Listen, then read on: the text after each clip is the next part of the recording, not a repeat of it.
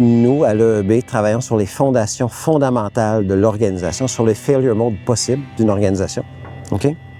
Écoute, quand ils graduent, là, j'ai dit, écoutez, vous avez fait 12 séjours, bien payés, bien investis, beaucoup d'émotions. Je vais vous donner un 13e, il dure 3 minutes. OK? Dans la vie, là, il y a 2 phrases. Peux-tu m'aider, s'il te plaît? Puis merci.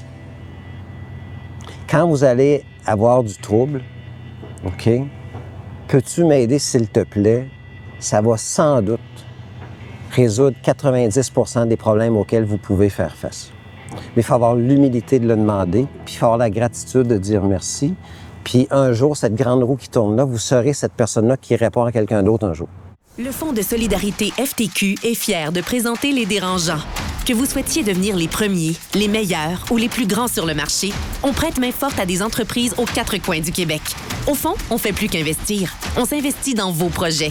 Visitez le fonds ftq.com/entreprise. Le podcast de la nouvelle génération d'entrepreneurs au Québec. Les Dérangeants. Les Dérangeants!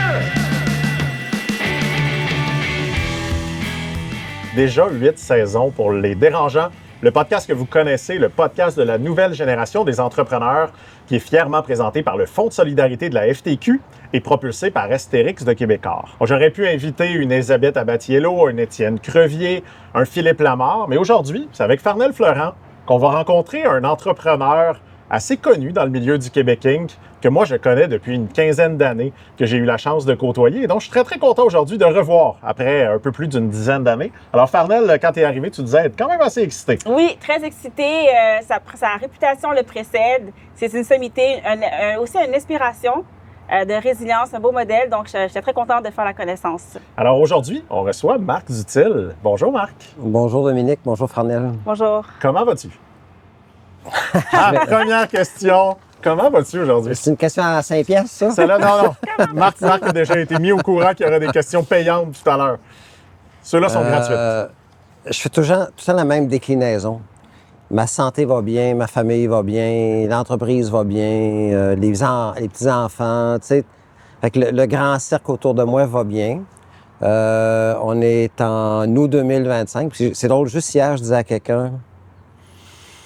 Et pourtant, OK, ce qui se passe au Moyen-Orient, ce qui se passe en Europe de l'Est, ce qui se passe en Asie. Ce qui se passe aux États-Unis. Mais il faut avoir un cœur pas mal gros pour avoir tous les malheurs de la Terre ça, en soi. Fait que dans le cercle où je suis capable d'étirer les bras puis toucher, ce cercle-là va très bien. Mais inquiet pour ce qui se passe à l'extérieur de ce cercle-là. On vit dans un monde extrêmement dynamique. Hein? Définitivement. Fait qu'on l'a dit un petit peu, tu as fait plusieurs podcasts. Fait que on veut pas nécessairement revenir sur tout ça, mais quand même intéressant d'en apprendre un petit peu plus peut-être sur le Marc Enfant. Il est parti de où? Parce qu'on connaît Marc Dutil, président de Canam, groupe Canam, qui est quand même un groupe très, très important en Beauce. Mais moi, ce que j'avais adoré dans ton histoire, c'est que tu n'as pas toujours été dans l'entreprise familiale. Tu as eu un parcours en informatique. Tu étais un fanatique du bois. Fait que définitivement, ce qui est quand même assez différent de ce qu'on s'attend des fois d'un... Tu sais, ce qu'on appelle souvent de dire, OK, il y avait ton père qui a lancé une entreprise, le chemin est déjà tout fait. C'est pas ce qui s'est passé avec Marc.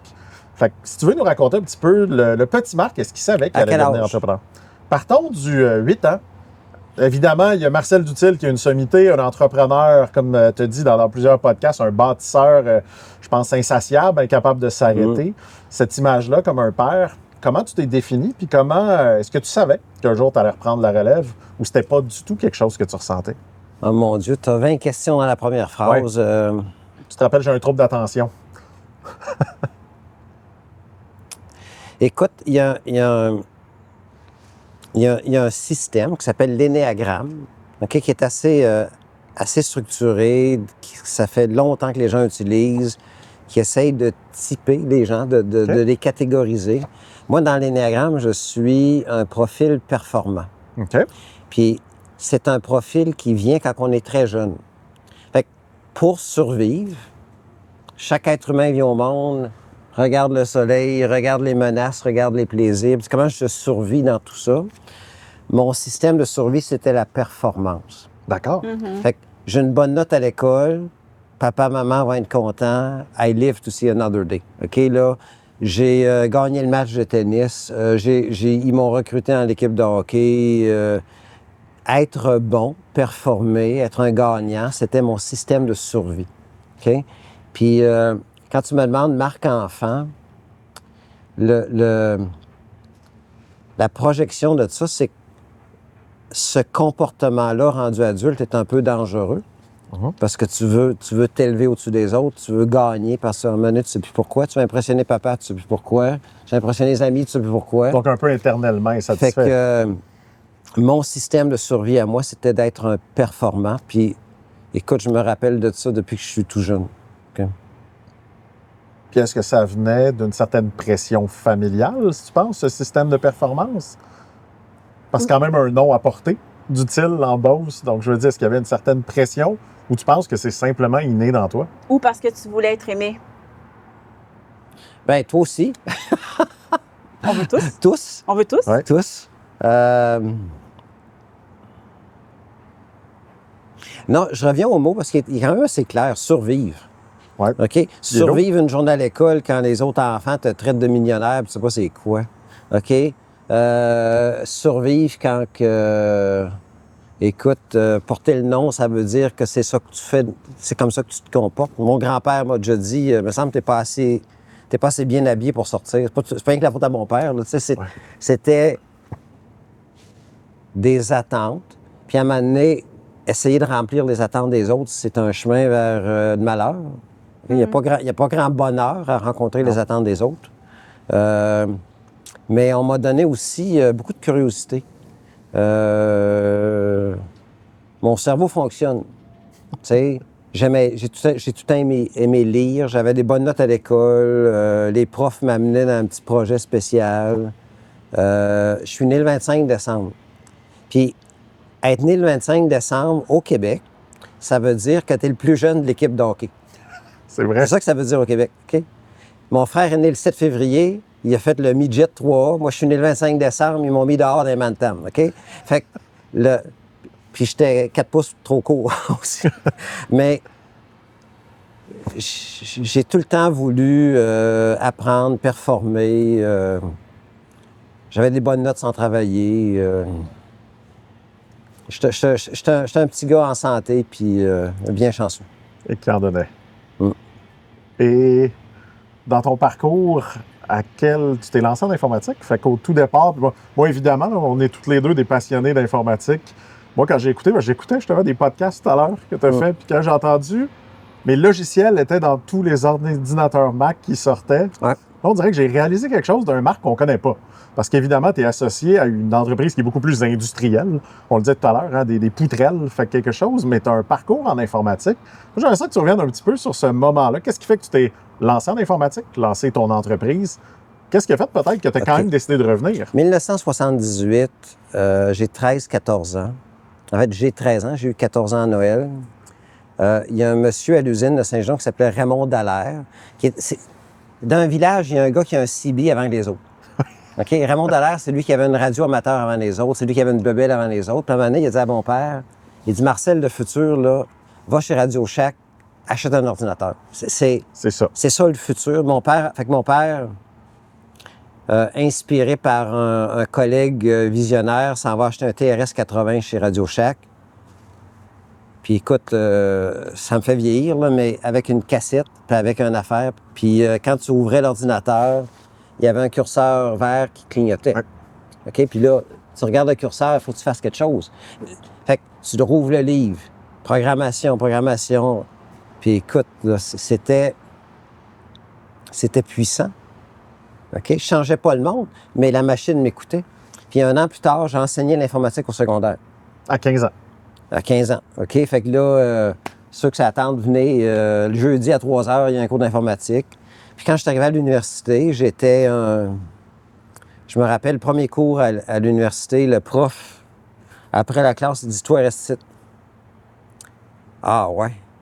Il dit « Je veux plus jamais que tu poses des questions de même devant les autres. T'as pas à démontrer que tu es plus intelligent que les autres. » Fait que là, il me chicane un petit peu. Il dit « Puis comment ça, je te fais pas peur? » J'ai dit, vous connaissez pas mon père. OK, là, j'ai dit... J'ai peur d'une personne. J'ai eu plus épeurant que ça. Puis à un moment donné, on s'est calmé. Puis il disait, hey, j'aurais une couple de projets si ça t'intéresse. Fait que dès le premier cours d'informatique à l'université, il dit, viens, oublie ça, on va faire d'autres choses. Fait que ça m'a ouvert toutes sortes de portes. Puis quand je suis revenu chez Canam en 88-89, je me suis marié. Puis mon père, il dit, va voir Richard Vincent, il y a un projet spécial pour informatiser ce qui se passe dans les usines. Puis, c'est comme ça que c'est parti. C'est comme ça que ça a parti. Ouais. Et que ça a toujours resté, encore, je pense, une passion, définitivement, l'informatique. Est-ce que c'est encore quelque chose que tu te touches un peu? Tu sais, l'intelligence artificielle qui est en train d'arriver, je me dis, ce Marc-là, curieux, avec un cerveau qui va à la va-vite, doit être à la fois excité et inquiet. Est-ce que tu as encore l'œil un petit peu sur ça? Écoute, en 87, j'ai une plaque dans mon bureau à Saint-Georges. 2e position, concours d'intelligence artificielle de Boston College. Ouh! Il y a 38 ans. Fait que le mot intelligence artificielle, pour moi, c'est pas nouveau. C'est 4 décennies. Mm-hmm. OK? Puis je suis pas un génie, là. C'est magique pour moi, tout ce qui est en train de se passer. Mais je sais que c'est un algorithme. Il est plus large, il est plus profond, il est plus rapide. Ouais. Mais il y a ses limites. OK? La génération suivante nous surprendra. Mais la génération actuelle, je la regarde aller. Écoute, c'est un buffet extraordinaire. Mais c'est quand même à l'intérieur d'une pièce limitée. OK? Puis, chez Canam, aujourd'hui, on a 1200 personnes qui sont formées en utilisation des outils d'intelligence artificielle. Puis moi, j'aime mieux ça que 3 spécialistes dans un sous-sol quelque part. Ouais. J'aime mieux 1200 personnes qui s'amusent, parce que c'est la curiosité qui nous amène quelque part. Ouais. Tu sais? Mais la magie est encore entre nous. C'est pour ça qu'on se rencontre encore. Là. Fait que je sais pas si... Je pense que la techno, je l'ai mis dans mon sac à dos pour m'aider, pas pour me remplacer. Pas pour te remplacer, oui. Il y a une inquiétude de plusieurs en ce moment. Pour notre première capsule au fond des choses avec le Fonds de solidarité FTQ, on a la chance encore cette saison-ci de parler de reprenariat. On vous en a parlé longuement durant la saison 7, mais on revient à la charge pour parler de reprenariat au féminin. Et pour m'aider à éclaircir cette question-là, j'ai la chance d'avoir avec moi Nathalie Brown, vice-présidente aux affaires juridiques au Fonds de solidarité FTQ. Nathalie, bonjour. Bonjour. On parle beaucoup de reprenariat globalement au Québec, mais plus particulièrement le reprenariat au féminin, moi, m'intéresse beaucoup. Pourquoi est-ce que c'est important? Il va y avoir beaucoup d'entreprises à vendre au Québec. Les statistiques nous disent que pour les prochains 12 mois, c'est 10 000 entreprises qui vont être à vendre. Quand même, hein? Puis ça, c'est de tout chiffre d'affaires confondu, là. Exact. Les petites, moyennes et grandes entreprises. Exact. Précisément, actuellement, on part de où, là? Il y en a combien de pourcentage de repreneurs qui sont féminins aujourd'hui? La statistique, c'est 25% des repreneurs sont des femmes, mais si on enlève les transferts au conjoint, ça tombe à 18%. C'est ridicule. Fait qu'il y a un potentiel extraordinaire à ce niveau-là. On s'est dit qu'on allait lancer le mouvement Repreneuriat au féminin avec nos partenaires que sont BCF Avocats, PwC, puis Repreneuriat Québec, pour essayer de mettre en place des mesures concrètes pour adresser cette situation. C'est quoi les enjeux qu'une femme peut avoir quand elle décide de devenir repreneur ou dans le fond de s'investir dans le reprenariat d'une entreprise? Pour pouvoir nous permettre de répondre à cette question-là de manière intelligente, ce qu'on a fait au mouvement, c'est qu'on s'est dit, on va faire une table ronde où on va inviter une trentaine des actrices principales du milieu d'affaires au Québec, puis on va les questionner sur ce sujet-là pour qu'on ait de la donnée concrète. Mais moi, je te propose, je vais donner 4 des principales qui sont issues de ces discussions-là. Un, c'était vraiment la question des stéréotypes. Les femmes qui étaient présentes à la table ronde nous ont dit, on fait l'objet de stéréotypes. Les gens nous perçoivent comme étant moins légitimes quand vient le temps de faire une transaction de reprenariat. Le deuxième, c'était le manque de visibilité sur les opportunités. On le sait, en reprenariat, c'est souvent un enjeu pour tout le monde de voir les opportunités. Souvent, ils arrivent trop tard sur le marché. Mais les femmes, à la table ronde, nous sentaient qu'elles avaient encore moins de visibilité sur les opportunités en raison de comment le système fonctionne. Le troisième, puis on va sûrement en reparler, là, c'est toute la question du réseautage puis du mentorat, parce que les réseaux traditionnels sont mieux conçus pour le monde masculin, puis il n'y a pas nécessairement d'adaptations qui sont faites pour les femmes. Puis le quatrième que je voulais partager avec toi, ben c'était la faible sensibilisation au reprenariat. Parce que quand on regarde les formations, les parcours scolaires qui sont offerts, c'est rare qu'on mentionne aux femmes que c'est une piste à explorer, le reprenariat. On le met pas dans l'horizon des possibilités que les femmes peuvent poursuivre dans leur parcours. Maintenant, c'est d'avoir accès à des leviers. Donc, vraiment des ressources concrètes, d'avoir des boutons sur lesquels on peut appuyer qui, demain matin, je suis une femme, je veux me lancer en affaires, j'ai une cible, j'ai besoin d'un coup de pouce. Donc, les leviers qui vont être mis en place prochainement pour aider les femmes à se lancer dans le reprenariat, quels sont-ils? En gros, on a identifié 3 axes d'intervention. Le premier, c'est vraiment d'amorcer un changement culturel pour que le reprenariat devienne une option viable pour les femmes. Donc, ça, c'est le principe. Maintenant, le geste concret, ça veut dire quoi? Mais ça veut dire qu'on va aller sensibiliser le milieu des affaires sur le fait que le reprenariat au féminin, c'est une possibilité. On veut éduquer les parties prenantes, que ce soit les cédants, les repreneurs potentiels, les institutions financières sur le rôle que les femmes peuvent jouer dans le reprenariat. Deuxième sphère d'intervention, c'est d'outiller les repreneurs, les cédants et multiplier les formes de collaboration pour les femmes. Donc, on parle de réseau, on parle de mentorat qui est accessible, disponible, adapté aux femmes, à la réalité des femmes. Notre troisième sphère d'intervention, c'est mon préféré, c'est pour aller réduire les biais. Et là, ce qu'on veut faire dans les mesures concrètes, c'est plus d'aller faire rayonner des histoires de femmes repreneurs à succès pour que dans notre collectif imaginaire, on soit dorénavant, que l'association des mots reprenariat et féminin, ça soit naturel, qu'on le fasse naturellement. Puis l'autre chose aussi que j'aimerais te souligner, c'est que je t'ai parlé de beaucoup d'initiatives qu'on voulait mettre sur pied, mais il y en a plusieurs qu'on a déjà, nous, au Fonds de solidarité, comme tu sais, on travaille le reprenariat depuis longtemps. Exact. Puis on travaille avec les partenaires que sont Reprenariat Québec, l'École d'entrepreneurship de Beauce. On a déjà plein de programmes qui sont en place pour le reprenariat plus généralement. Puis l'autre chose qu'on fait aussi, c'est que nous, dans nos investissements, quand on fait des investissements en équité, souvent, on a des administrateurs qui représentent le Fonds de solidarité qui siègent sur les conseils d'administration des entreprises. Bien, souvent, on utilise ces personnes-là pour entamer les discussions sur le reprenariat au sein des conseils d'administration. Puis la bonne nouvelle, c'est que les personnes qu'on nomme sur ces conseils-là, on a comme politique interne que 40% des personnes qu'on nomme soient des femmes.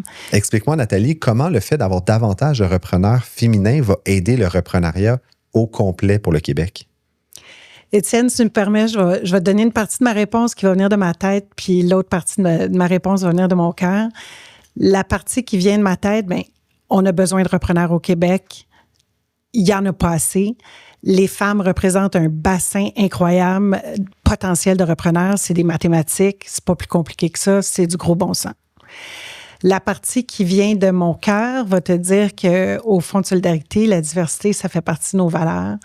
Puis, avoir plus de diversité, c'est avoir un potentiel de créativité, d'innovation, d'augmenter la performance de ton entreprise. Puis, pour moi, c'est le genre de société dans lequel je veux vivre. Mais j'aime comment tu le dis parce que, en effet, le reprenariat au féminin, c'est beaucoup plus qu'une tendance, qu'une mode. En fait, c'est une solution long terme pour le Québec. Je pense que ça vient vraiment aider tout le monde, là. C'est 360 degrés dans la population. Puis, il est temps qu'on y mette un peu de jus de cerveau. Nathalie, merci beaucoup. Sans plus tarder, on revient à notre épisode avec Marc Dutil.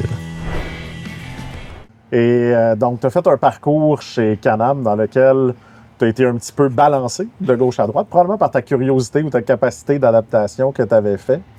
Moi, j'aimerais peut-être ça juste revenir sur le moment dans lequel tu as fait le choix ou tu t'es fait proposer de reprendre l'entreprise. Parce que je me rappelle encore à l'école d'entrepreneurship, tu avais toujours dit, c'est pas parce que je suis le fils de que je vais avoir la présidence de l'entreprise, on va mettre la meilleure personne.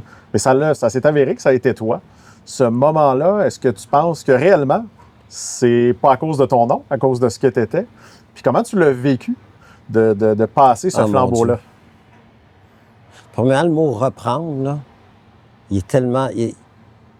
a tellement de dimensions à reprendre. Tu C'est reprendre la propriété, la propriété, c'est la famille. Je n'ai pas repris la propriété. 100%. Prendre les rênes, on pourrait dire? En fait, je vais te compter ça de même. 2003, c'est un peu une année difficile chez Canam. On est public. Il y a des comités d'audit, comités de ressources humaines, toutes sortes d'affaires.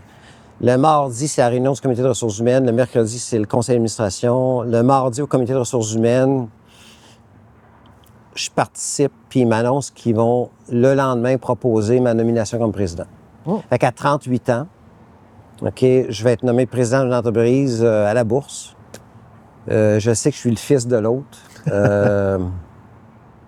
Mon père m'a toujours dit, écoute, s'il y en avait un autre, s'il y en avait un meilleur, on mettrait le meilleur. Je pense que le meilleur, c'est toi. Fait que mon père était très encourageant face à ça. Puis, fait que j'appelle ma femme. J'ai dit, écoute, grosse nouvelle demain. Elle dit, félicitations, c'est super. Puis, mais moi, je fête pas. Là, je suis tout le temps projeté dans le futur. C'est pas comme, hey, gros party, là, parce que demain, il se passe quelque chose. Le lendemain, conseil d'administration, puis il y a un monsieur qui s'appelle Yvon Martineau. Yvon, il est décédé aujourd'hui, mais Yvon, il regarde tout ça aller. Là, il dit, écoutez, ça vous dérange si j'aurais une question? Marcel, comment ça va être cette année, 2003-2004? Il dit, ça va être vraiment, vraiment difficile.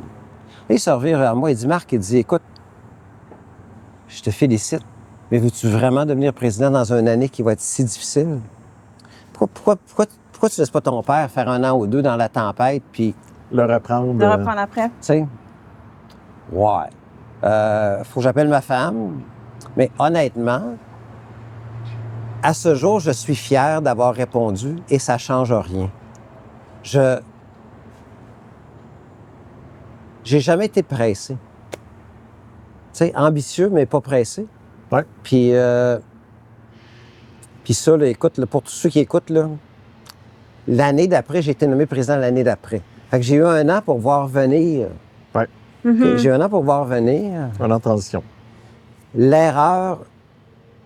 La conversation qu'on n'a pas eue quand j'ai été nommé président, c'est que quelqu'un aurait dû me dire qu'on vient de te nommer président, mais tu n'es pas le boss. OK? Parce que dans des grandes structures, écoute, il y en a-t-il des maudits titres? OK? Il y a un chef de la direction, il y a un chef des opérations, il y a un président, il y a un VP exécutif, il y a un VP senior, il y a un VP, il y a un petit VP, il y a un mini VP. Ça finit pas.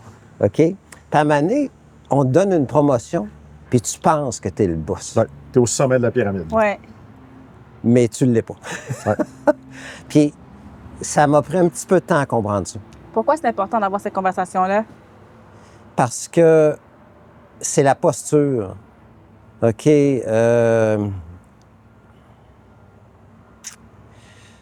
Écoute, quand tu es le capitaine du bateau, puis ultimement, on vire à gauche, on vire à droite, tu réalises que cette décision-là est sur tes épaules. Oui. Ultimement. OK? Quand tu es le premier officier du bateau, bien, capitaine, voici les données, que suggérez-vous qu'on fait? OK? Puis j'étais dans un bateau où mon père était le capitaine. Dans un grand bateau fondé par lui. Il en était le président de la chef de la direction, président du conseil. Mais à un moment donné, on te nomme, on met un C sur ton chandail. Puis tu penses que tu es le boss de l'équipe. T'sais, mais c'est correct. Oui. C'est correct parce que cette prise de conscience-là fait que tu le fais différemment. Mais fait que ta question, Dominique, c'est comment tu te sens quand tu reprends ça? Moi, ça s'est fait de graine à graine. C'est ça, ça n'a pas été... Un petit morceau, un petit morceau, un petit morceau. Puis c'est bien, bien correct. C'était un petit peu, tu méritais chaque morceau, puis tu en avais de plus en plus. Oh oui, puis une fois, de temps en temps, tu fais une erreur. T'as pas embauché la bonne personne. Ouais. T'as dit oui à un projet que t'aurais pas dû dire oui. Tu fais pincer une oreille un petit peu, là. Tu te fais dire, tabarnak, c'est quoi cette affaire-là? T'sais. Ton père, c'est parce qu'il y a beaucoup de relève d'entreprise. À quel point ton père est resté présent dans l'entreprise? Parce que, évidemment, c'est un défi. Tu sais, aujourd'hui, on parle beaucoup du reprenariat, on parle beaucoup de la relève d'entreprise. Un des défis, puis moi, de beaucoup d'histoires que j'ai entendues en relève d'entreprise, c'est il m'a redonné les rênes, mais il n'est jamais vraiment parti. Oui, c'est ça. Et il m'a jamais vraiment laissé décider. Je pense que c'était peut-être même une partie de la genèse de l'école d'entrepreneurship, parce qu'il y avait beaucoup de ça. C'est pas la même phrase. Il n'est jamais parti, puis il m'a jamais laissé décider, c'est pas la même phrase. OK? Mon père a 83 ans dans 2 semaines. Il est encore là. Il est encore là. À la blague, je voudrais pas qu'on compare le nombre d'heures que lui ou moi fait. Là, je suis pas sûr que je gagnerais. OK, je suis pas sûr. Mais quelle vie souhaite-t-on aux gens? De faire ce qu'on aime. Ouais. OK? Fait que si réussir, c'est faire ce qu'on aime, il a réussi. Il fait ce qu'il aime. Il fait ce qu'il aime. OK? Puis il le fait bien. Tu sais, fait que... comment il s'appelle le gars des Rolling Stones, là? Mick Jagger? Mick Jagger. Qui sait rien. Oui. C'est ça qu'il aime faire. Tina jouer jusqu'à la Turner, fin. c'est quoi qu'elle aimait faire? Elle aimait chanter. Tu sais, fait que super vedette qui aime faire ce qu'il fait, tant mieux, là. Ton père aime entreprendre. Ouais. Donc, tu sais, c'est quoi son rôle aujourd'hui chez Canam? Il est président du conseil, puis il est aussi le président chef de la direction de Canam Pont. Fait qu'il y a plus... Ça, de l'externe, Oui, tout a l'air pareil, là. Mais c'est Mais il y a 2-3 patentes. les tentacules. Là. Puis dans la division des ponts, avec mon fils d'ailleurs, il en est le principal dirigeant, là, puis ils ont bien du fun ensemble. C'est quoi la relation entre Marc et son père au tout début? Puis est-ce qu'elle a évolué au fil des années, autant en tant que père-fils qu'en tant qu'entrepreneur? C'est une question sans pièces, ça. On va aller... Oui, après. Celle-là n'est pas encore. J'aime beaucoup que tu essaies déjà de faire des gains pour une fondation. Parce que tout à l'heure, j'ai avisé Ah, Marc mon qu'il y aurait Dieu. des questions. Mais je sais que ça a été des sujets que... C'est drôle. Je faisais des interventions, genre chambre de commerce, le relève. Ouais. Marc va venir parler de relève familiale. Puis là, je disais, sûr que ça va super bien dans vos familles, là, puis qu'il n'y a jamais de chicane, là, levez la main. Puis là, tu voyais le monde se regarder un petit peu, là, il se levait des Une mains. demi-main. Une demi-main, oui. Puis j'ai dit, pensez pas que l'absence de tension, c'est un signe de succès. OK? Parce que, moi, je suis très hockey, là, mais entre la deuxième et la troisième, si l'équipe ne va pas bien, nous, les spectateurs qui veulent que l'équipe gagne, on veut qu'il y ait quelqu'un qui se lève et qui lâche un petit cri. Ouais. OK? Hey, hostie, prochaine fois que je te fais une passe, là, lève les yeux. Pas parce qu'ils s'aiment pas, c'est parce qu'ils veulent gagner. OK? Ouais. Je te dirais que la relation avec mon père, surtout lui vers moi, c'était une expression d'ambition, OK. de ce qui est possible, de pourquoi on n'a pas fait ça. C'était, peut-être, je vous l'ai dit tantôt, là, moi, j'étais le petit gars qui voulait gagner, puis faire plaisir, puis être aimé, selon tes mots, Farnell. Puis lui, il voulait gagner. Tu sais, puis celui qui gagne, il se lève dans la chambre. Ouais. Tu sais? Fait que ça a tout le temps été sportif. Vraiment, vraiment intense. Fait que ton père, es-tu aussi, tu dirais, un performant? Fait qu'avez-vous c'est un peu cette veine-là, tous les deux, Non, de la lui, performance? dans l'énéagramme, moi, je suis un 3, lui, c'est un 8. Les 8, c'est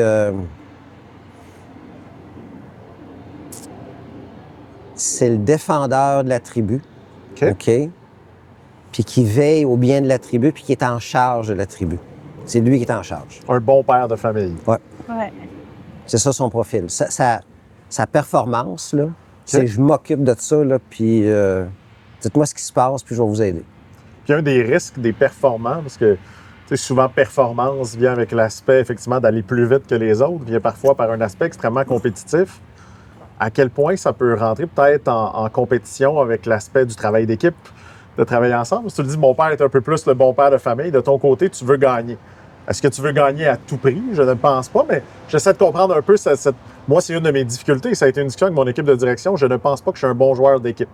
C'est dur à dire comme entrepreneur d'assumer, de dire je suis pas certain que je suis le meilleur joueur d'équipe parce que je veux souvent tellement gagner que j'oublie un petit peu. Tu joues seul? J'ai une difficulté à ralentir. En fait, j'ai une difficulté à attendre les autres. Ouais, mais J'ai là, une difficulté à ça.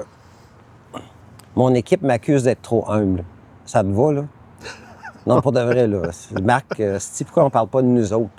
Ouais. On se calme, on respire. Je veux pas gagner le concours, là. C'est vrai que vous n'êtes pas, On n'est pas très Flashy. visible. pas flashy pour ce que... Une belle petite entreprise de 5000 employés, 3 milliards de chiffre d'affaires, puis En Beauce. Tranquille. quand le monde m'appelle, je peux-tu avoir un escompte sur un 4 roues, s'il vous plaît? Tu sais?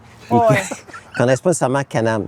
Ouais. Mais je suis assez intelligent pour savoir que vouloir gagner, exprimer vouloir gagner le plus intensément que je peux, c'est en équipe. Ouais. Vraiment vouloir gagner, c'est une équipe.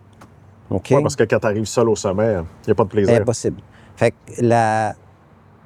la dynamique de l'équipe Canam, puis écoute, on est assez grand que il y a un coin où l'esprit ne se rend pas toujours. C'est correct. Je suis sûr qu'on est plein de défauts, là, puis qu'on n'est pas parfait. Mais dans la garde rapprochée autour de moi, le courage de se dire les vraies choses, se faire confiance, être vulnérable, vouloir plus, ça s'exprime vraiment bien.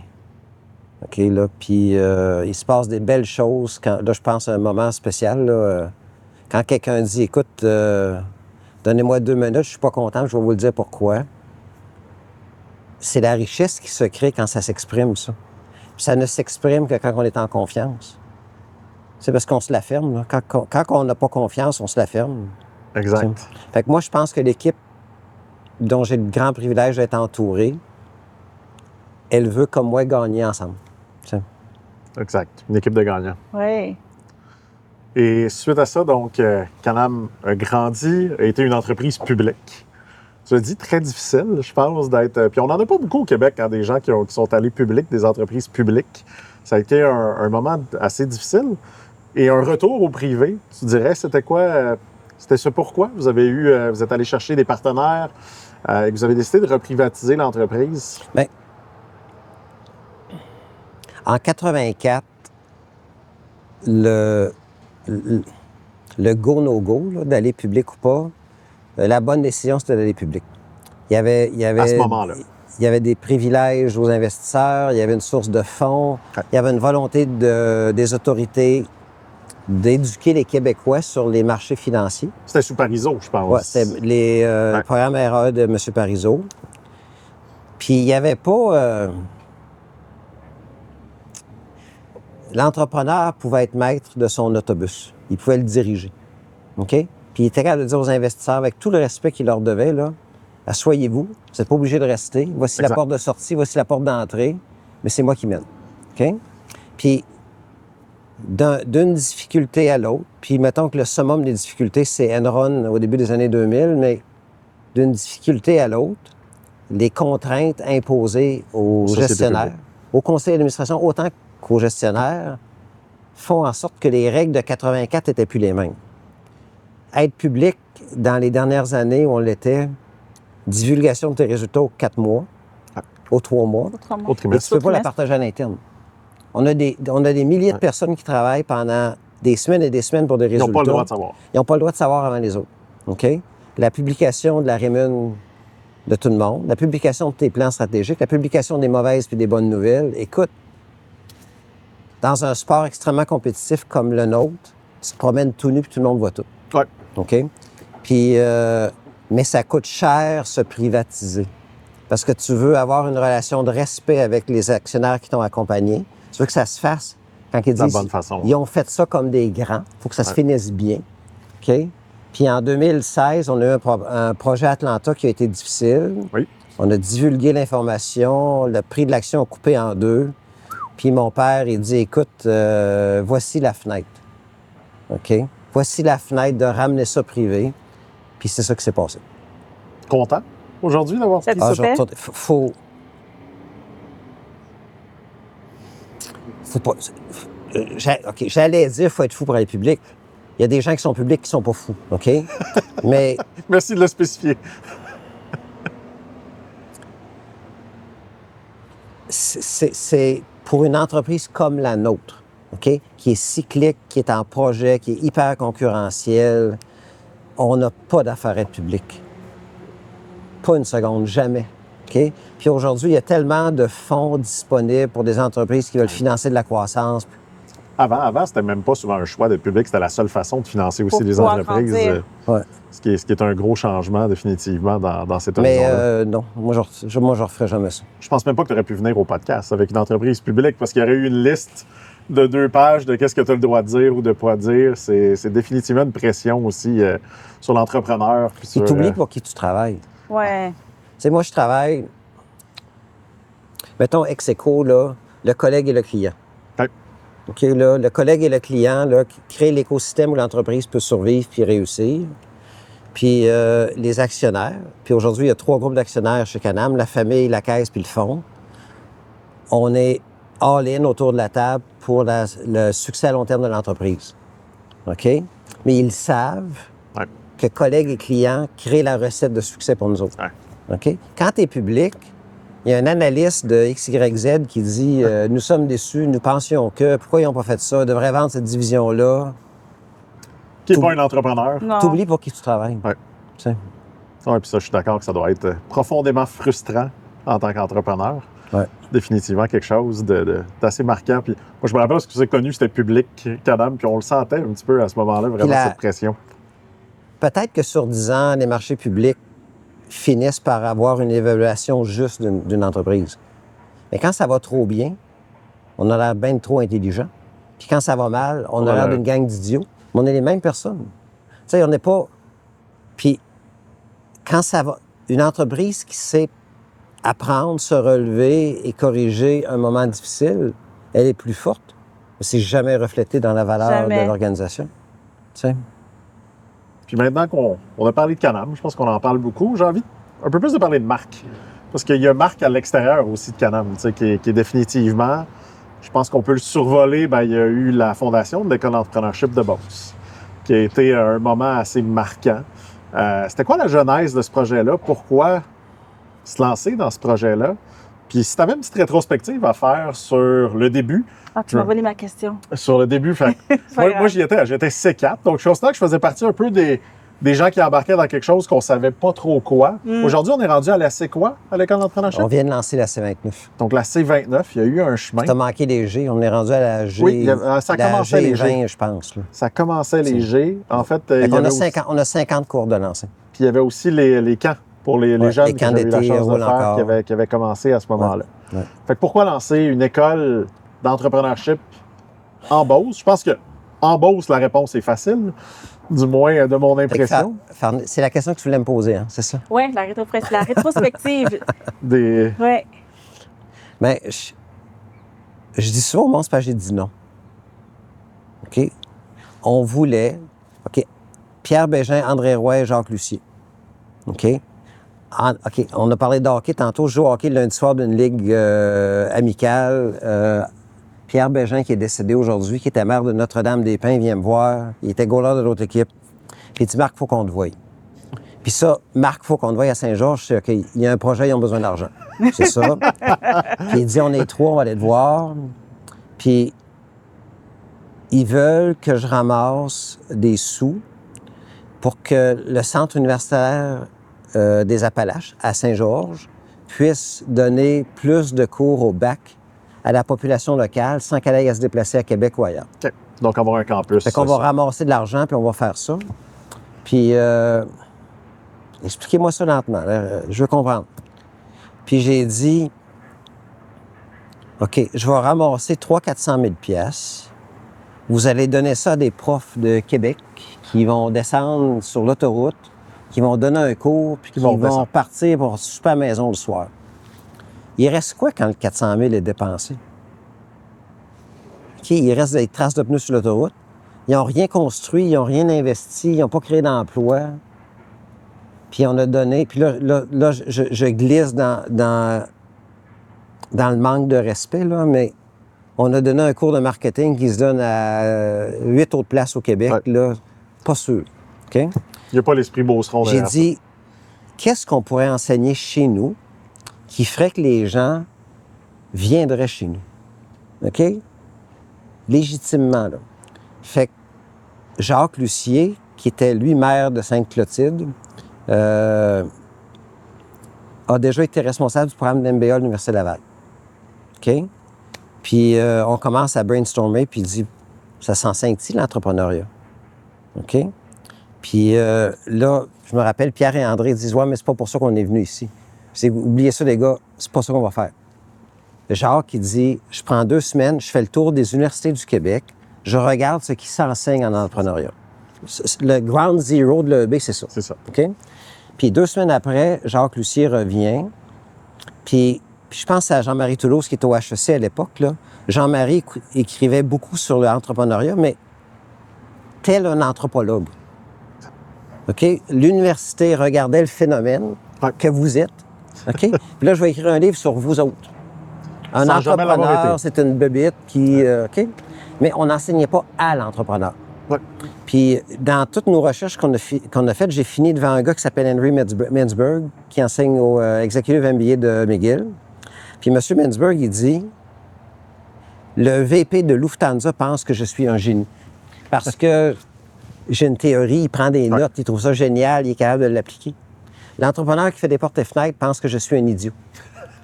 Parce que je ne comprends pas les émotions qu'il vit comme entrepreneur. OK? Puis Henry Mintzberg, à son honneur, a dit « Sans émotion, tu n'es pas capable d'enseigner. » OK? Fait que là, OK, il se passe quelque chose ici. Puis j'étais à la Fondation d'entrepreneurship, j'ai rencontré Régis Labombe, Nathalie Riverain était là. Nathalie était comme une petite fille. « Je peux t'aider? » Puis, OK, on part ça.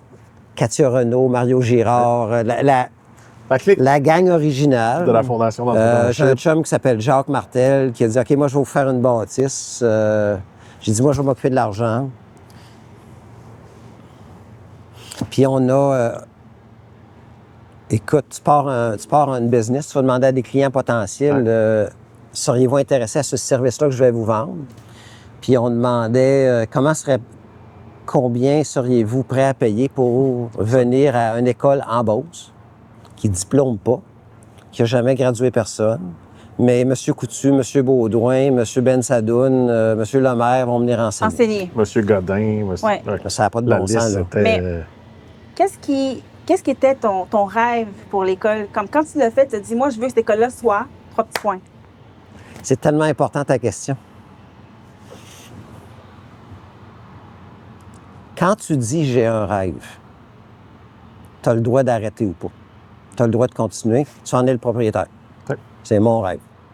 Quand tu dis « un rêve m'a », tu es au service du rêve. C'est pas la même dynamique. J'ai une idée m'a. OK? Je veux vraiment que tu comprennes le changement de posture. J'ai été eu par le rêve de l'école d'entrepreneurship.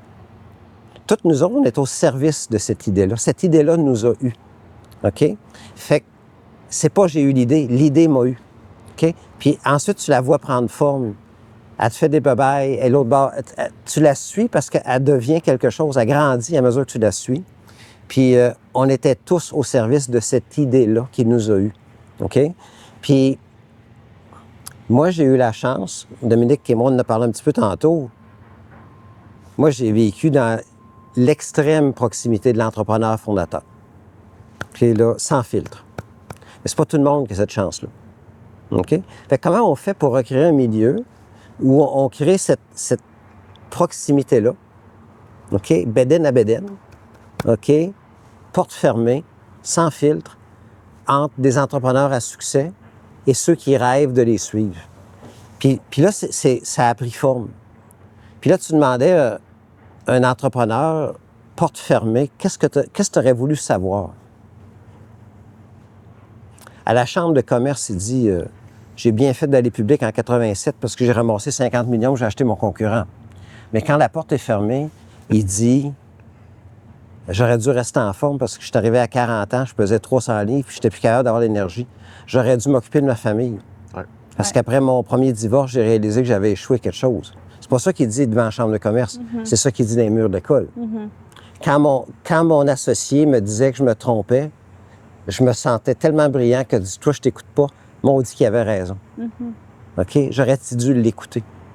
OK? Fait qu'on a créé un environnement où ceux qui avaient quelque chose à raconter pouvaient le faire en sécurité. Ça finissait pas dans les journaux. Vous avez créé un safe space pour les entrepreneurs. Ben oui, c'est sûr. Fait que c'est cette idée-là. Puis en Beauce, la Beauce, c'est pas... École d'entrepreneurship de Beauce. Le mot Beauce est aussi important que le mot entrepreneurship. OK? Parce qu'en Beauce, il y a un sentiment de communauté obligatoire par la taille de la région. Ouais. OK? Mais il n'est pas obligatoire à Montréal. Il n'est pas si obligatoire que ça à Québec. OK? Puis en Beauce, tu apprends à redonner. Puis tu vois la traduction de ton travail en sens, puis en impact. OK? Puis tu te dis, excusez mon langage, mais hostie que c'est tough, mais regarde le bien que ça fait. Ouais. Tu sais, fait que chaque cohorte de l'EEB doivent entreprendre un projet communautaire. Ouais. OK? Puis ils ne comprennent pas tout de suite, tout le temps. Mais ils comprennent éventuellement. Fait que c'est comme ça que c'est né cette patente-là. OK? Puis ça demeure encore une belle aventure qui va très bien. Ça continue de... Ça a grandi. Écoute, ça a évolué. 80 de nos personnes qui viennent sont référées par quelqu'un qui a fait l'école. Ouais. Je me rappelle, au début, on appelait pratiquement ça une secte. Ben oui. Parce que quand on rentrait à l'école, là, c'était un bassin, une proximité. Puis tu sais, je dirais, moi, sur l'école d'entrepreneurship de base, ce qui est peut-être la différence avec justement le MBA ou les écoles, moi, je pense pas que ça m'a aidé d'un point de vue de mon entreprise. Ça m'a aidé d'un point de vue de mon être. Sur la santé. Ouais. Énormément l'aspect de la santé qui était mis en avant, de l'alimentation à l'importance du sport, à l'importance de la famille.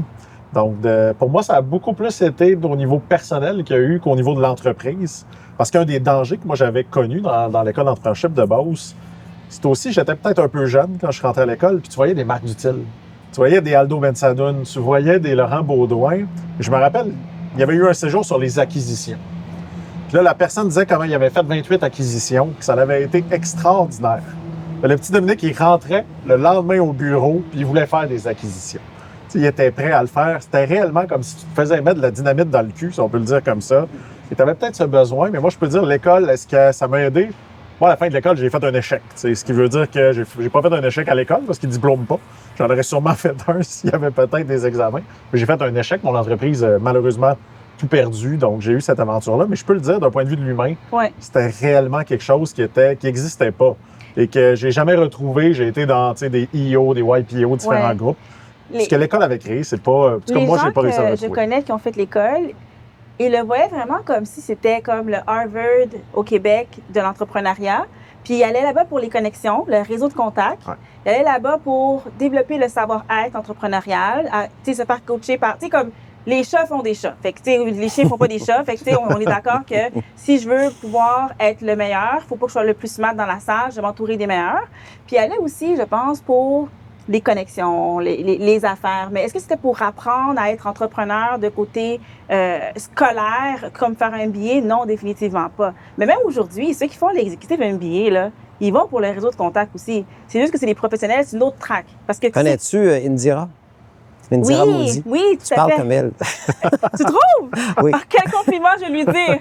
Je vais dire à Indira, ben oui, quelle belle entreprise à Trois-Rivières. Ouais, mais tu sais, moi, tous ceux que je connais, là, qui ont été en affaires puis qui ont dit, hey, moi, je veux le faire, ben, c'est parce qu'ils disaient, hey, je vais avoir les connexions, je vais avoir le réseau et tout ça. En même temps, j'ai entendu beaucoup de personnes dire, je n'irai pas là-bas parce que c'est une clique. C'est des gens, c'est une clique qui est homogène. Le EB, c'est tellement beau comme produit, mais c'est pas pour moi. C'est correct. Mais je te dirais que, puis là, je vais connecter un petit peu sur ce que Dominique a dit, là. Excuse l'anglais, là, mais le failure mode d'une entreprise, j'ai manqué de cash, j'ai pas eu de clients, j'ai lancé un mauvais produit, mon timing n'était pas bon, j'ai congédié la moitié de l'équipe parce qu'elle faisait pas le job, blanc, OK? Si tu vas à la cause fondamentale de ces choses-là, c'est presque toujours un élément personnel. Ouais. J'ai pas écouté, j'ai été trop pressé, j'ai pas été humble, j'ai voulu me comparer aux autres. J'ai voulu acheter un char avant que j'aie les moyens de l'acheter. J'ai voulu une grosse maison avant que j'aie les moyens de la grosse maison, etc. Je pense que nous, à l'EEB, travaillons sur les fondations fondamentales de l'organisation, sur les failure modes possibles d'une organisation. OK? Écoute, quand ils graduent, là, j'ai dit, écoutez, vous avez fait 12 séjours, bien payés, bien investis, beaucoup d'émotions. Je vais vous donner un 13e, il dure 3 minutes. OK? Dans la vie, là, il y a 2 phrases. Peux-tu m'aider, s'il te plaît? Puis merci. Quand vous allez avoir du trouble, OK? Peux-tu m'aider, s'il te plaît?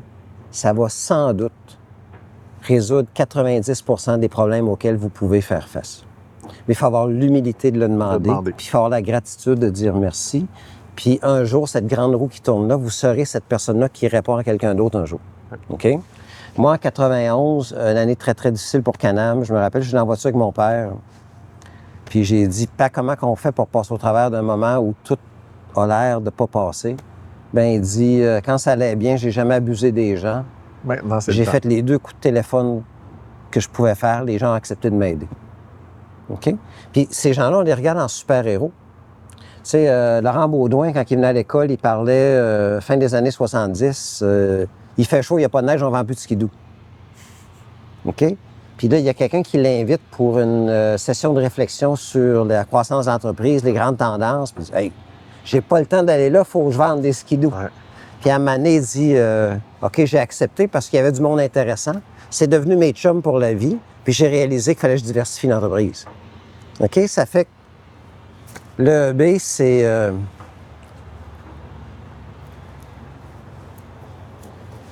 Ben, le Québec est homogène. Je reviens à ton commentaire. Le Québec est une communauté relativement homogène, ma chère Farnell, OK, là? Parce que on se reconnaît, on est assez petit pour se reconnaître. On connaît des gens en commun, on est tous dans le même monde, un petit peu. Fait que je me rappelle plus à quelle question j'ai répondu, mais c'était correct. plein. Puis, Marc Dutil, le père. Et le grand-père. Et le grand-père, je ne le savais pas. Ouais. Félicitations. Ouais. Maintenant, le grand-père. 3 fois. Il est comment? Puis je dirais qu'il y a peut-être 2 penchants, évidemment, à cette question-là. On le sait, comme entrepreneur, on travaille beaucoup. La présence, évidemment, ton fils Joseph, qui a aussi peut-être pas eu la chance. Je ne sais pas si on peut dire qu'il n'a pas eu de chance, mais qui est différent. Puis la différence vient de ça. Que ça a dû marquer, effectivement. Moi, j'ai eu la chance d'avoir Corinne, qui a travaillé chez nous. Donc, suivre un peu quand même d'avoir côtoyé de proches. Aujourd'hui, la famille va comment? Et est-ce qu'il y a ce rêve de Marc de voir sa fille ou ses fils reprendre l'entreprise éventuellement? Est-ce que ça fait partie du projet? Encore ton mot reprendre. Oui, je pense qu'on parle de reprenariat, donc le mot est tellement... Pas le contrôle, juste les rênes.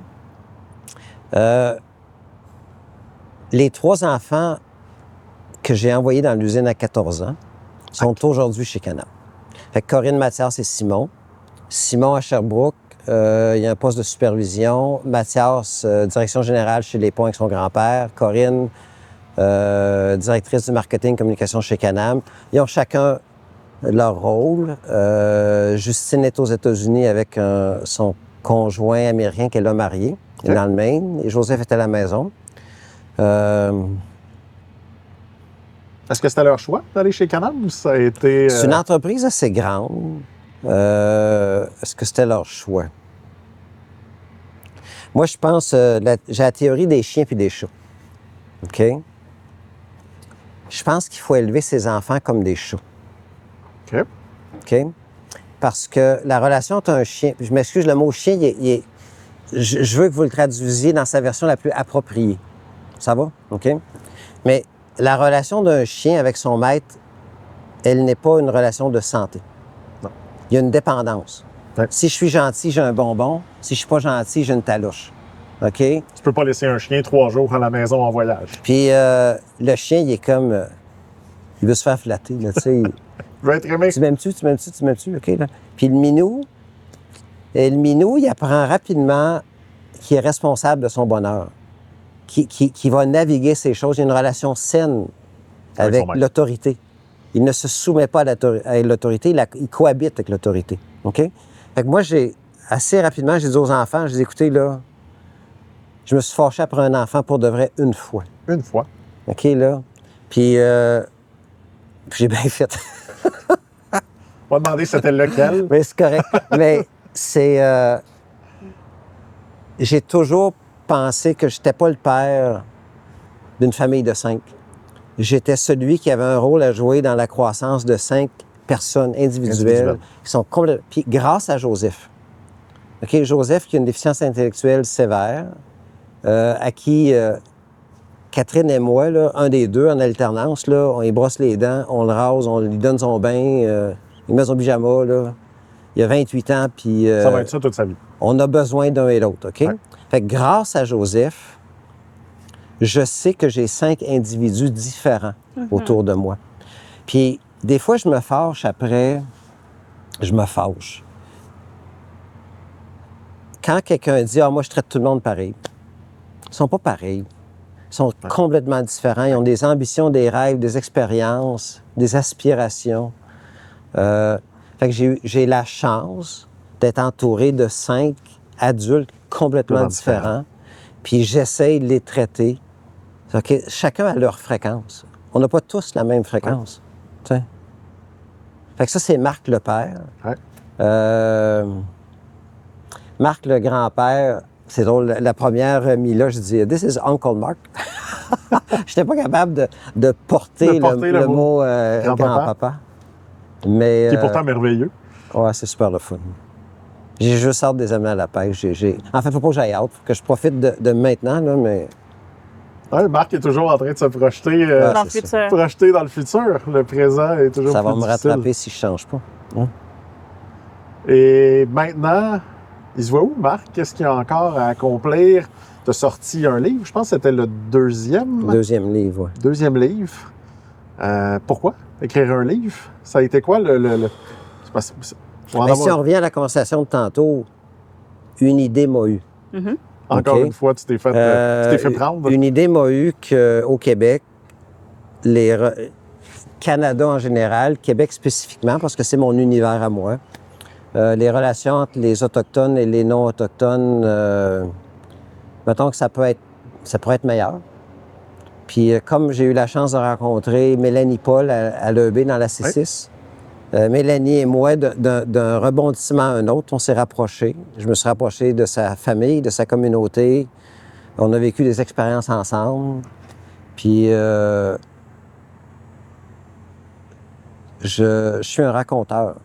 Oui. Puis j'ai vu quelque chose que je pouvais raconter. Puis fait que Mélanie et moi, on a écrit un livre à deux.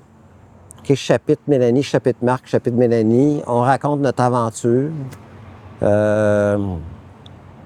Puis on a voyagé ensemble parce que j'ai vu des pays où la relation autochtone-non-autochtone était différente.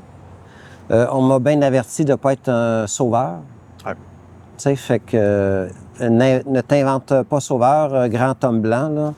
Mais d'ailleurs, on était à Mastoyage dans la communauté de Mélanie, on faisait un lancement de livre.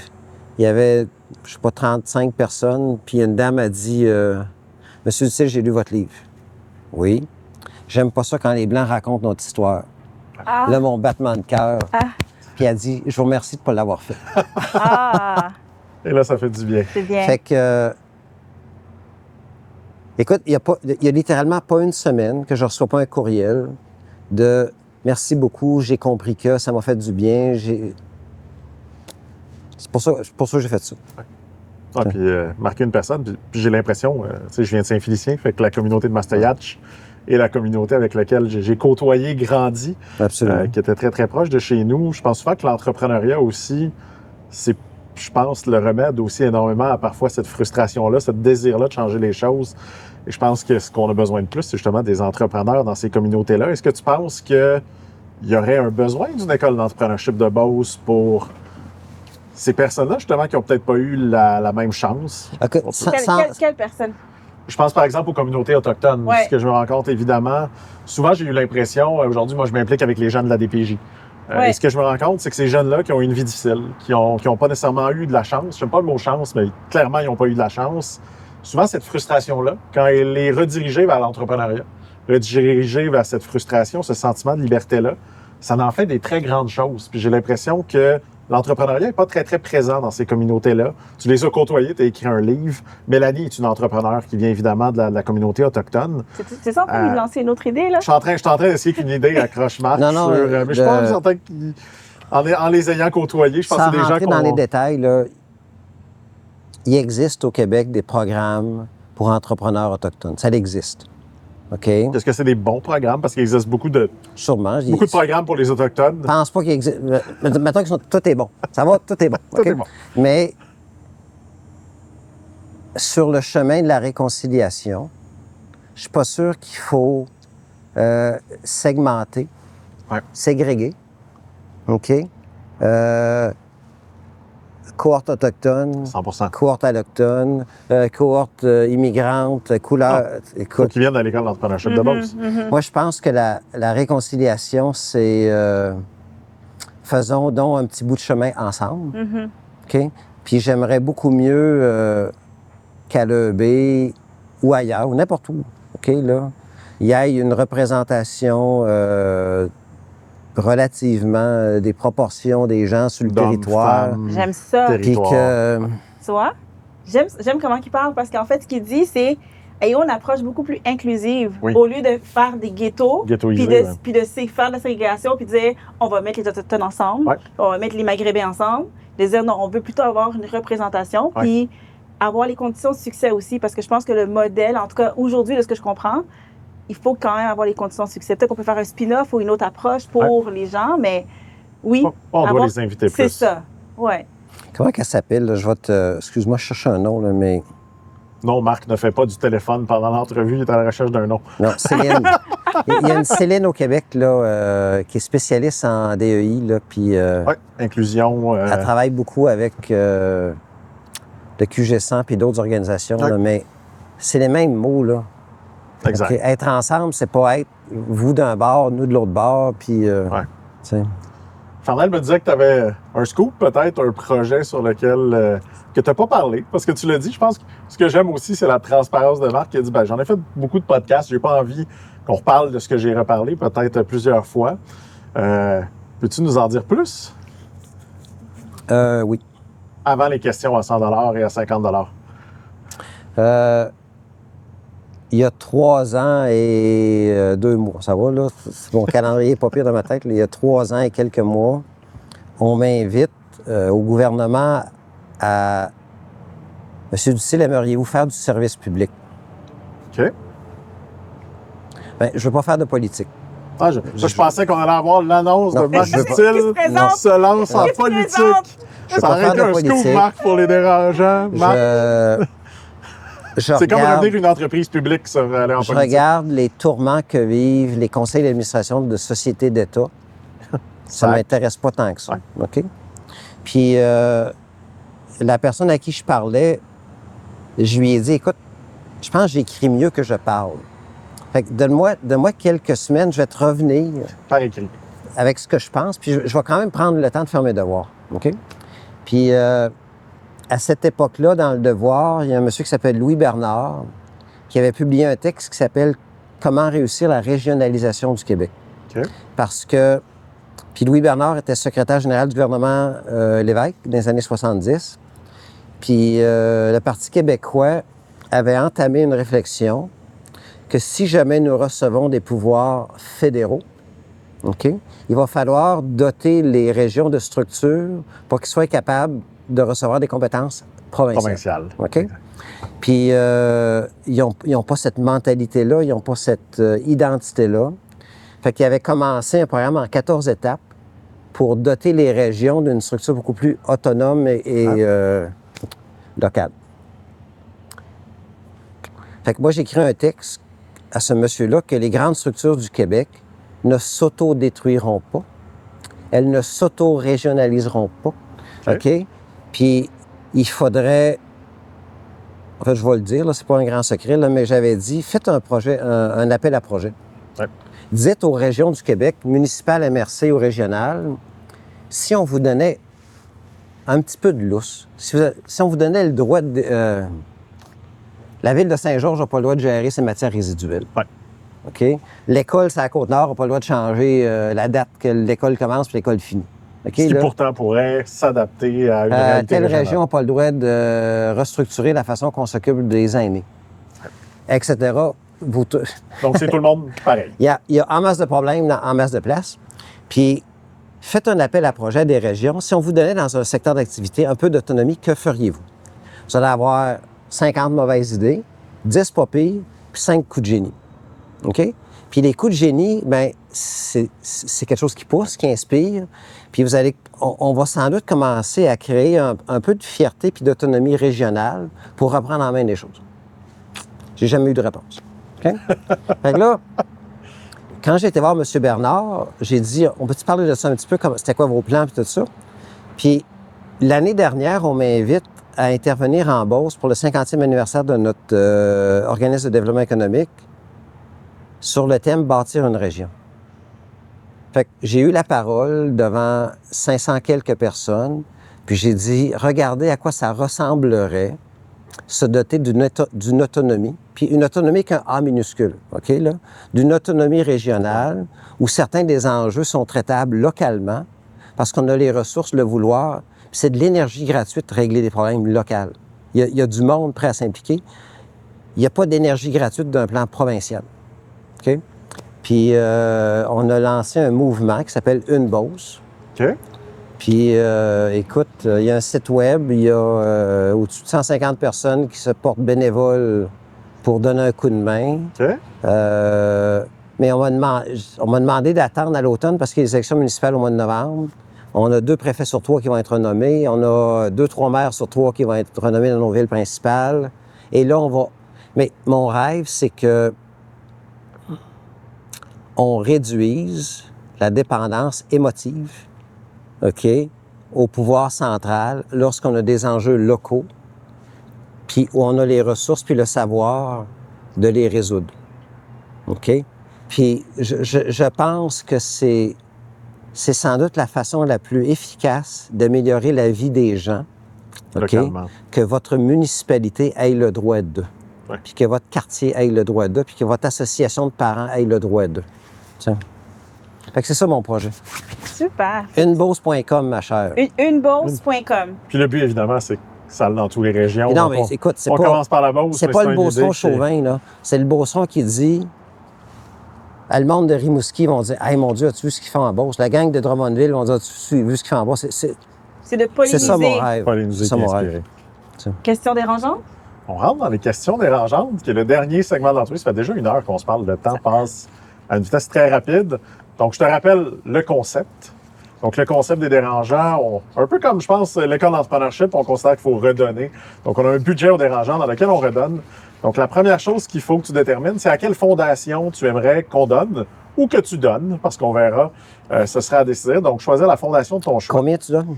En fait, il y a des questions de 25 à 100 $. On va poser autour de 5 questions. Donc, au maximum, on va être autour de 500 $. Tout dépendant du courage de Marc Dutil d'affronter les questions les plus coûteuses, donc les plus crunchy. L'Association des personnes handicapées du Sud de la Chaudière. Merveilleux. Donc, on a la fondation. Et, Oh, Ouais. Et le concept est simple. En fait, c'est si on pose la question et que tu décides de ne pas y répondre, tu as le droit, tu dois faire le don. Parfait. Donc, on doit recevoir une photo du reçu que le don a été bien fait. Sinon, nous, on enverra le reçu qu'on a fait le don en 100 ton nom piastres. de ce côté-là. 100 $ par Donc, on part avec des questions à Let's 100 go. $. 100 J'en piastres. prends 3, j'en prends 2? Allons-y. Veux-tu commencer? Oh, yes. Chandelle, les Oui. dames de bord. Facile, facile. 100 $, faut pas que ce soit facile. Ah oui, Marc veut commencer, il demande... Raide, On raide commence de même. direct avec les 100 $. OK. Nous Alors, redonnons. On redonne, là. on redonne. Oui, c'est ça, on redonne. Votre livre s'appelle « Nos faux combats ». Quel est, selon vous, le faux combat le plus pernicieux que mène actuellement le Québec Inc? Mon Dieu, qu'il y a de dimension dans ta question. Qu'est-ce qui te frustre le plus dans le Québec Inc. d'aujourd'hui? Le faux combat. C'est parce qu'il faut se battre avec quelqu'un. On ne peut pas se battre toute seule. OK? Ça fait que... Qu'est-ce que le faux combat du Québec Inc? Le Québec Inc., c'est un peu une caricature, là, Je ne suis pas sûr qu'on est capable de saisir pleinement qu'est-ce que ça veut dire, ça. L'accueil de l'autre. OK. OK? Hey, c'est pas drôle quand je vais à l'épicerie, il parle pas bien français. Ou j'ai appelé pour mon service de câble, puis il y a quelqu'un qui comprenait pas. Il y a comme... j'entends encore un petit agacement à l'autre. OK? Puis je pense que faut arriver en ville, là, on vit d'un autre monde, là. Tiens. Super. Pas toi. On reste dans les 100? Let's go. J'ai plus peur de toi que d'elle en passant. C'est surprenant. Le retrait de la bourse en 2017 Ouais. a permis aux actionnaires de vendre à 12,30 une action qui en valait à peine plus de 6 $. C'était une bonne affaire pour eux, mais est-ce que le timing, juste après les mauvaises nouvelles d'Atlanta, n'était pas aussi une façon de vous protéger, vous et le management, d'une éventuelle révolte des actionnaires? Je crois pas. C'est les actionnaires qui avaient décidé que ça valait 6 piastres. Ils se parlent, ils disent « Moi, j'aimerais en acheter 5, toi, t'en as-tu à vendre? » Puis, de fil en aiguille, il y a un chiffre qui ressort de ces conversations-là. Entre eux, ils avaient décidé que ça valait 6 piastres. OK? C'était une façon d'éviter la révolte. OK? Parce que je pense qu'on aurait pu... Puis là, mon père et moi, on aurait la même réponse. Tu aurais pu faire un offre à 30 % de prime, acheter ça 8 piastres et demi. Elle aurait passé. Arrêter de chialer, ça passe. Mais le lendemain, tu as à vivre avec toi-même. Parce que la valeur au livre de l'action, c'était 12 $. OK. C'était ça, la valeur au livre. Donc, vous avez OK. payé un prix juste. On a payé ce que ça valait, je crois. OK? Bonne réponse. Très bonne réponse. 75 ou 100? 100 piastres, let's go. Oh! Alors, ça n'arrivera pas, mais si Can-Am faisait faillite demain, que feriez-vous? C'est qui, Marc? Sans Can-Am. OK, là, je vais te donner une réponse un peu space, là. Je travaille très fort depuis longtemps à avoir une identité qui n'est pas les circonstances de ma vie. OK? Puis trop souvent, on a l'identité de nos circonstances. L'entreprise, le rôle, les moyens, le pouvoir, la notoriété ou pas. OK? J'ai actuellement des circonstances extrêmement favorables. J'ai une vie de princesse, comme je dis aux gens des fois, là. Mais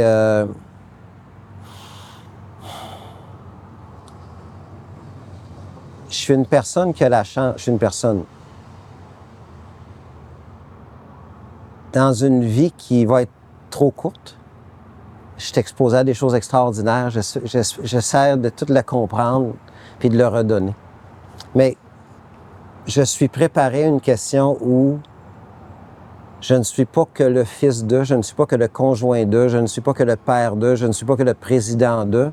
Parce que la journée qu'on t'enlève ces choses-là, il faut demeurer une personne entière. Fait que j'essaie d'être une personne entière sans ces circonstances-là. Je pense que je serais correct. T'sais. Merci. Merci à toi. Questions qui vont dans ce sens-là. Vous avez 5 enfants. Comment un homme qui a bâti un empire? Je pensais que tu as demandé quel que t'aimes le plus. Non, Ça, c'est 200 Tu serais piastres. bon pour, Ça, c'est 200 pour naviguer piastres. autour de ça. Mais comment un homme qui a bâti un empire et qui prône la valeur du travail et de l'effort s'assure-t-il que ses propres enfants ne deviennent pas des gosses de riches déconnectés? C'est une excellente question. J'aime beaucoup celle-là. Je pense que les pieds dans le shop à 14 ans, si tu as les yeux à moitié ouverts, tu développes le respect pour le travail. OK? Parce que la création de satisfaction chez le client a lieu dans nos ateliers. Il y a des travailleurs qui s'assurent que ça se fait. Elle est là, la création de valeur pour nos clients. L'autre chose, tu l'as mentionné tantôt, quand un membre de ta famille vit des circonstances plus difficiles, encore une fois, c'est un chemin vers la gratitude un petit peu plus court. Tu dis, je suis privilégié d'eux. Et ta traduction d'être privilégié, c'est pas l'argent. C'est la santé, c'est la famille. Est-ce que c'est déjà arrivé que tu as dû ramener un de tes enfants sur Terre de par le poids du nom? Même pas? J'avais dit, les jeunes allaient à une école secondaire en Beauce, puis il y en a qui disaient, hey, je me fais agacer des fois. Fait que là, j'avais donné ma carte d'affaires. J'ai dit, bon, ben, s'il y en a qui t'accordent, tu diras, hey, appelle mon père si t'es pas content. Puis j'avais dit à mon autre fils, es-tu gêné? Il dit, non, je suis très fier. Wow, bonne réponse. Ça fait que Puis je pense que l'exemple, moi, j'ai vu mes parents, grands-parents redonner. Je me suis beaucoup impliqué, inspiré par ça. Fait que je pense que je l'inspire chez mes enfants aussi. Mais élever des adultes privilégiés en bons citoyens, c'est peut-être un chemin à faire avec prudence. Tu sais? Donc, c'est une excellente question, merci. Effectivement. J'en ai une autre? Oui. Une petite dernière. Oui, on parle de bonté. Vous prenez la bienveillance, vous êtes connu pour ça, mais pour privatiser Can-Am, vous avez fait affaire avec un fonds d'investissement américain, AIP, connu pour sa dureté. Comment réconciliez-vous personnellement la philosophie de l'auteur avec le pragmatisme parfois pitoyable du PDG? Ça, c'était la première Je privatisation. vais m'étouffer avec l'eau. C'est drôle, il y avait un forum sur l'implication sociale des entreprises. Puis Louis Vachon, qui était à l'époque président de la Banque nationale, était un des conférenciers principaux. Puis il dit, je le sais que vous voulez que je donne à l'école, puis à l'hôpital, puis à votre cause, puis à toutes les belles choses dont vous vous occupez. Qui auraient tous raison. Mais il dit, ma première job pour aider la société, c'est d'être un bon président de banque. Quand quelqu'un a besoin d'une hypothèque, n'a pas les moyens de l'hypothèque, je dois dire non. C'est ça, bien remplir ma fonction dans la société. Ouais. Fait que chez Can-Am, la première chose que nous devons faire, puis là, je vais ramener ça vraiment au plus simple, les poutres doivent tenir, les soudures doivent être bien faites, les calculs sont corrects, un morceau imparfait ne sort pas. La société s'attend que la chose que nous faisons soit bien faite. OK? AIP a été un partenaire extraordinaire pour nous autres. Écoute, moi, j'ai appris tellement de choses avec eux autres, mais c'est des partenaires pressés. Okay? Sur le rendement financier. Ben, ils vont te revendre. Après, tu le sais. Quand tu achètes une vache pour la revendre dans 3 ans, ta relation avec la vache est complètement différente. Okay? 100%. Nous étions le véhicule de création de richesse d'un acheteur temporaire, puis la collision, elle est là. OK? La collision, quand... Je vais mettre ça au plus simple. Est-ce qu'on embauche des stagiaires cet été? OK? On crée 25 emplois d'été pour des étudiants. Ça ne crée pas de richesse dans les prochains 3 ans, mais ça crée de la richesse sur 20 ans. Oui. Est-ce qu'on met un projet d'automatisation dans l'usine qui est incertain, qui a un payback de 7-8 ans? Bien, la famille qui y tient dit oui. Le financier qui est un peu nerveux dit non, garde le cash, ça va faire un multiple d'EBITDA plus élevé. Fait que la collision qu'il y a eu avec AIP, c'est pas une collision de vouloir le succès de l'entreprise ou pas, c'est une collision de temps. Okay? Une vision court-termiste versus une vision long-termiste. Puis déjà, AIP était une meilleure vision que la bourse. La bourse, c'est aux 3 mois. C'est aux 3 mois. AIP, c'est aux 3-4 ans. Ouais. Mais nous autres, c'est aux 25 ans. Fait que là tu as le temps. OK? Mais... Puis ce que j'aime de ce que Marc dit, puis de Can-Am, c'est...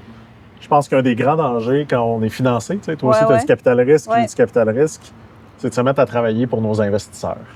Puis il y a cette pression-là, définitivement, dans le capital risque. J'ai toujours dit, si tu travailles pour tes clients, puis tu livres la marchandise pour tes clients, ça devrait être payant pour les investisseurs à terme. Je pense que c'est ce message-là, effectivement. Une fois que tu as des investisseurs qui pensent que tu travailles pour eux, ça devient effectivement un conflit.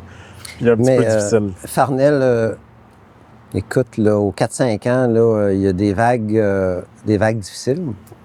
Puis 2016-2017, je me rappelle plus, on a fait des mises à pied assez importantes.